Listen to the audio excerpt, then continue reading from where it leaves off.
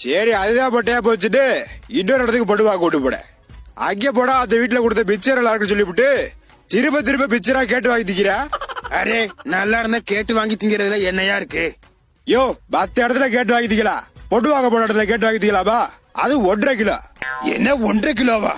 அட உன் குடல்ல இடி உழுவ என்னையா இந்த தீனி தின்றுக்க?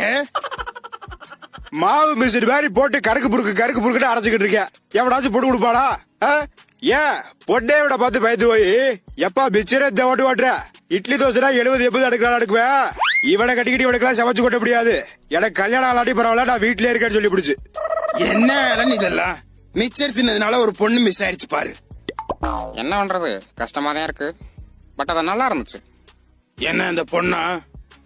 இல்ல மிச்சரு. ஆனா திண்ணி பாடு திருந்தினாடா பாத்தியா எப்ப ஆச்சுவே?